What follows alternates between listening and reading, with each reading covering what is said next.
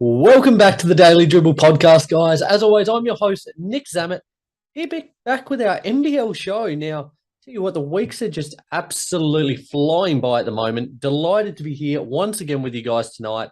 It was awesome being in the booth the other day with Ro for our NBA show.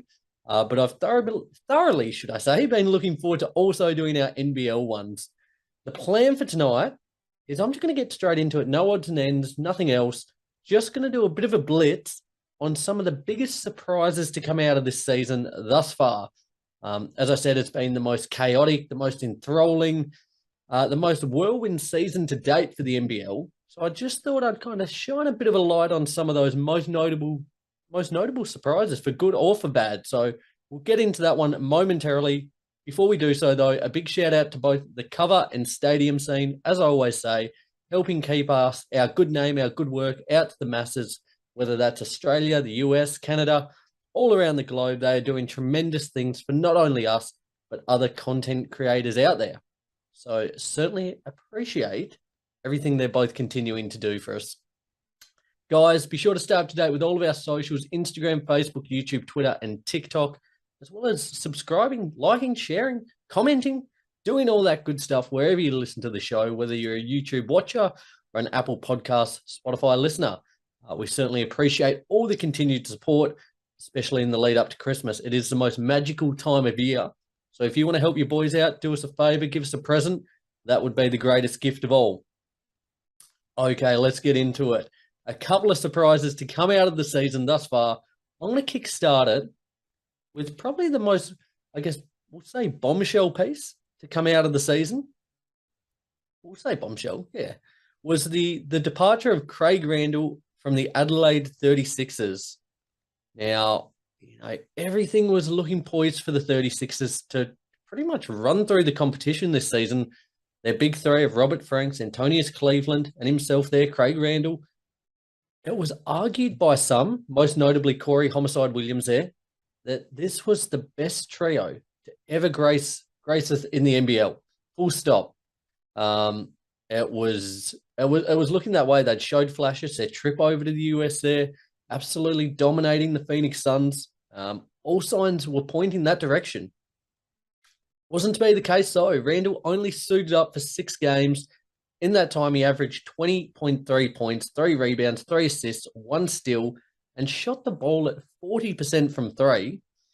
Parted ways due to a falling out. There was quite a bit of turmoil going on with other players, the coaching staff, and they went their separate ways. Yet for me, I think going forward, and especially for this season, especially in the latter half, the back end, coming around to finals, things of the kind, it's going to be one of the big, if not the biggest, what-if question regarding this season. What could this team have achieved if Randall had stayed and kept his cool and kept the chemistry alive? Because that talent-wise, you look at Franks, Cleveland, and Randall together, paired alongside, Mitchie McCarron there. It was a star-studded lineup. Daniel Johnson as well. The moments we saw of that 5 together they were practically unstoppable. So very disappointing to see that one play out the way it did.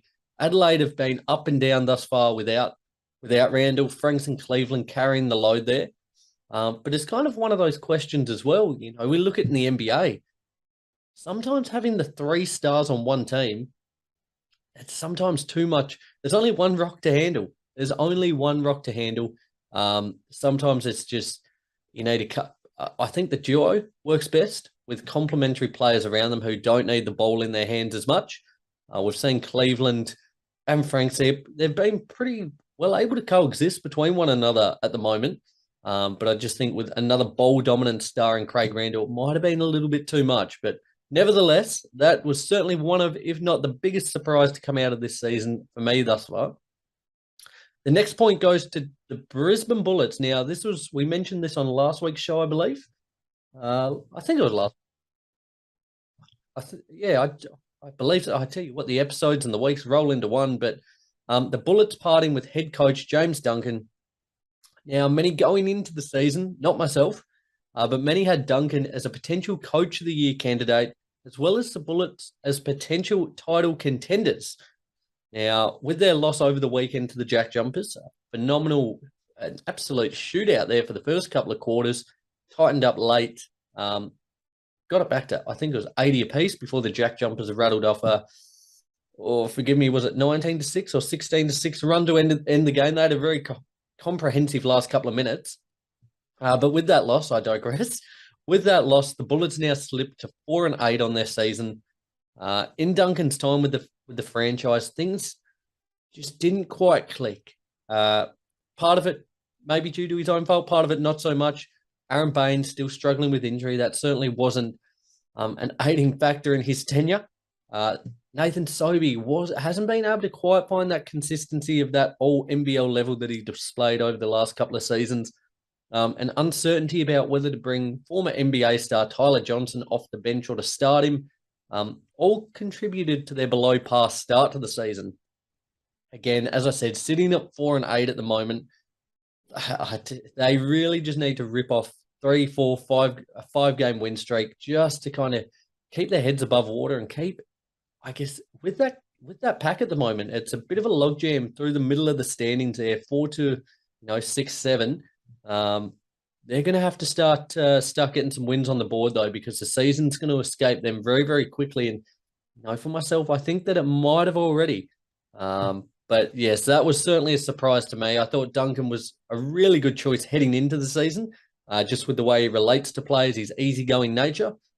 But maybe they need someone who's going to crack the whip a little more so there up in Brisbane. My next point goes to the rise of Keanu Pinder. Now, what an absolute revelation he's been this season. The Snakes themselves have undoubtedly been one of the biggest surprises of this season, starting at 7-5, sitting third on the ladder. But as I've said, over the last couple of weeks, a huge integral part of that has been the output of Keanu Pinder. I think going into the season, you'd say Tajir McCall was the number one guy. I think partly due to him going out with injury and partly just due to how good Pinder's been, he has probably taken up that role as the number one guy. This season so far, he's averaging 18.2 points, 10 rebounds, nearly 3 assists a game, as well as a steal to go with it. It's been fantastic to see. Coach Adam Ford there has just given him a much bigger role within the team, and he's more than stepped up to the plate so far. Some players, they just can't handle being given that extra, I guess, reign, that responsibility. What's the expression? You give enough leash and they'll hang themselves, but he's done the complete opposite. He's run with it and then some. I spoke about last week that he's certainly a candidate at the moment for both MIP and MVP. Just for the fact, compared to last season, he's averaging an extra 7.3 points, 2.3 rebounds, an extra assist and a half, as well as now being a plus when on court. So last season, he was a negative 2.3 with his time on the court. This season, he's up to a plus 4.1 there. So that's a plus 6.4 swing there for Pinder this season. Just shows the impact he's having to winning, and a huge reason as to why they're 7-5 to start the season. Just a super fun team to watch as well. I'm loving seeing, we've had the last game or two, McCall come off the bench. I actually don't mind that role. They've got enough shooting, enough playmaking in that starting lineup. Let McCall come off the bench. I think they're really, to be honest, they're kind of, as I said, a week or two into the season, they're kind of my token team this year that I'm, outside of the Jack Jumpers, taking a keen interest in. So I certainly hope their success continues. My next point, a team as well, going off the back of the Taipans, a team that nobody expected to make waves this season, but they have absolutely blown everyone's expectations out of the water. The New Zealand Breakers, spoken about them a fair bit recently, but they have no doubt been a revelation. It's they're sitting second with a record of 11-4 at the moment, but they are right nipping on the heels of the Sydney Kings there for that number one position. If you had a look at their over-under this season, I tell you what, they probably wouldn't be far away from catching it as we speak. Jarrell Brantley, Barry Brown Jr., they've kind of been the chief destroyers for this side so far, but they've really, for the most part, done it by committee. Derek Parton, Abercrombie, the Arthur, William McDowell White. There's a lot of names there that I guess particularly NBL household names, but they're putting in a role, putting in a shift, night in, night out on both ends of the floor. A big thing for the first couple of games throughout the season, they started really slowly on the offensive end and just hung their hat on the defense. It was tremendous how good and how suffocating their defense was. But in recent weeks, that offense has started to catch up, and they now sit with the league's best point differential at 1.13. I haven't checked the odds or anything of the kind, but I would be interested to see where they're sitting. They're really becoming genuine title threats now, and I think kind of every team needs to be wary of them.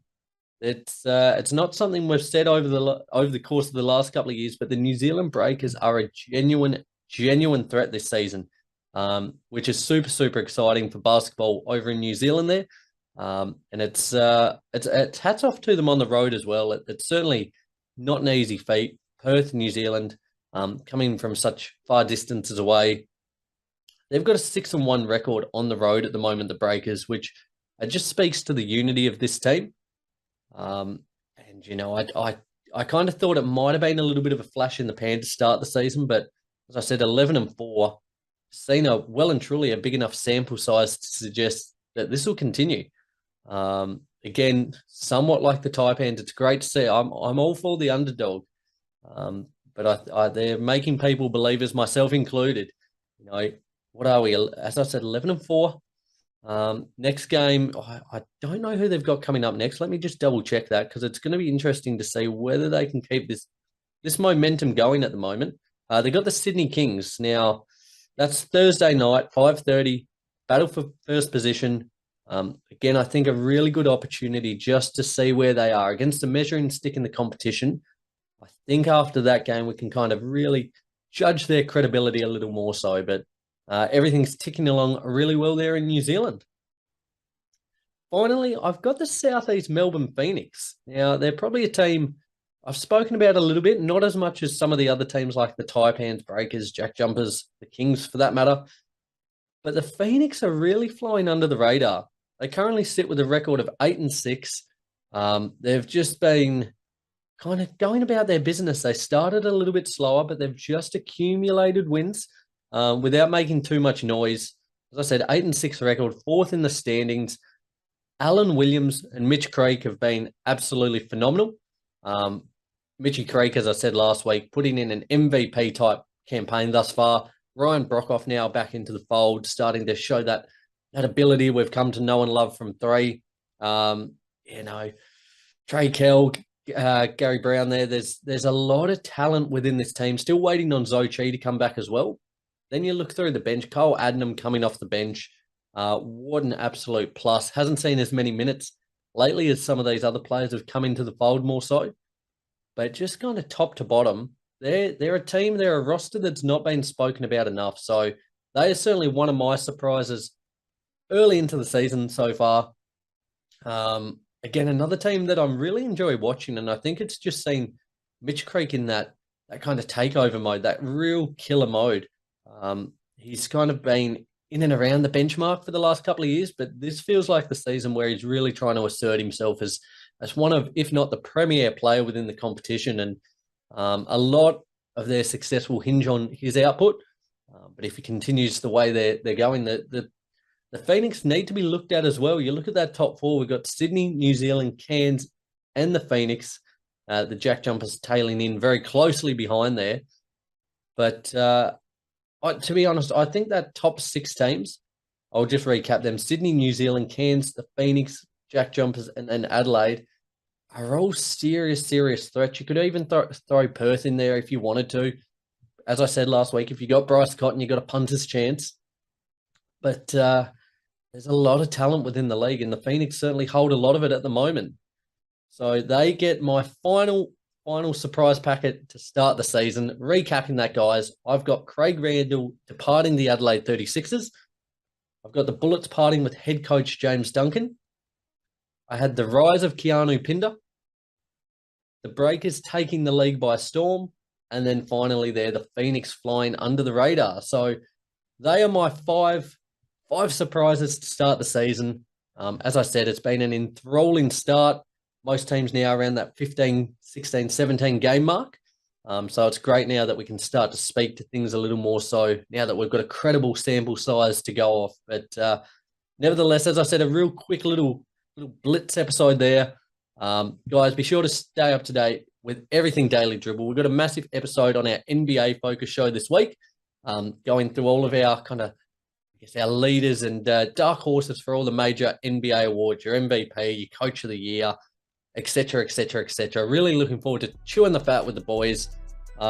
Likewise, guys, continue to support us. We certainly appreciate it. As I said, the ultimate Christmas gift to us would be you like, share, commenting wherever you listen to the show. So continue all the good work. Till next week, have a great